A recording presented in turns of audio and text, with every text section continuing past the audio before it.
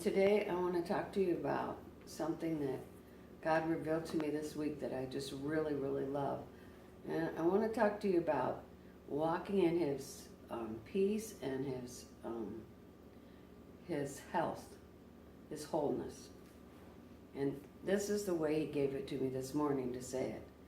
Holiness leads to wholeness. Now, of us that love Him like we love Him, we want to be holy because He is holy.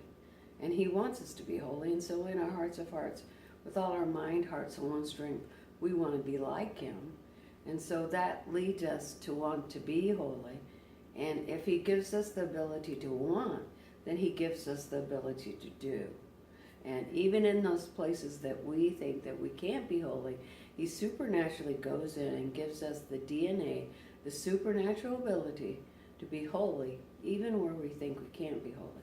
See, it says, their sins were scarlet, I will wash them white as snow. See, that's a DNA change. He comes inside of us and He changes our DNA. I'm getting ahead of myself. Anyways, so I was really caught by this one scripture, and I'm gonna look down to say it because I want to make sure I say it right. And it's just this Hebrews 12:12. Therefore, lift up the hands which hang down and the feeble knees. And see, He told me last month that the saints, that His beloved family in America, that we've grown tired and we've grown weary. And see, it says this, wherefore lift up the hands which are hung down and the feeble knees. So that is feeble knees is worn and sick person who is totally discouraged. And here they're encouraged to lift them up. And so it leads you right to Isaiah 35:3, because it says those exact words in Isaiah, which really caught my attention. Because I love it, because the Old Testament is wrapped into the New Testament, and the New Testament is wrapped into the Old Testament. Now, we love the New Testament because, of course, Jesus died on the cross and He gave us a new covenant. But, see, the Old Testament and the New Testament are like this. They're a family. And when you take the New Testament, it engrafts everything into the Old Testament. And so, Isaiah 35:5. Strengthen ye the weak hands and confirm the feeble knees. Exactly the same words that are in Hebrews 12:12. Isn't that cool? So, what does it say? How does it say that we can strengthen our hands, and how can we strengthen our feeble knees? Say to them that are of a fearful heart. Again, this is Isaiah 35. Be strong, fear not. Behold, your God will come with vengeance, even God with a recompense. He will come and save you. See, He saved us. Then the eyes of the blind shall be opened, and the ears of the deaf shall be unstopped. Then shall a lame man leap as a hart, and the tongue of the dumb shall sing. For in the wilderness shall the waters break out in the streams in the desert. Okay, so we have this picture of somebody that's tired and exhausted.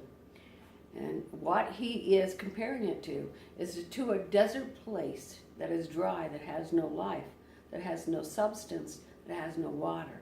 And it says that when we're holy and we're righteousness and we live at peace with man, that He comes to us and He pours His water of His presence upon that land, and it grows into an oasis of who He is.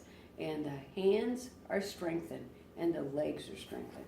Now I'm going to go on because this is just a beautiful, beautiful scripture. And the parched ground shall become a pool. Not just a little bit of water, not just a little bit of His presence, but so much of His presence that we can't contain it, and that it's busting out all over the place, and it becomes a pool of who He is. I love that. And the thirsty land springs up water, and the inhabitants of the dragons, where each lay, shall be grass with reeds and rushes. And a highway shall be there, and a way, and it should be called the highway of holiness. Now, how do you get to the place that you're not discouraged? How do you get to the place that you're not weak and you're not discouraged? Well, you go into his presence. And in his presence, we become an oasis of who he is. And in his holiness, we become a continual cistern. And we're able to carry his presence everywhere and to water the ground everywhere we walk. So you walk in your house. Well, when we walk in holiness and we walk at peace, we carry his presence into our home. And we carry it in every room we step. When we go to work, we carry his presence. And we carry that presence of who he is, and we affect everything spiritually around us because we are become an oasis of who he is. Holiness. Holiness leads to wholeness. I love that. Holiness leads to wholeness. Isaiah 35. The whole thing is about becoming an oasis of his presence.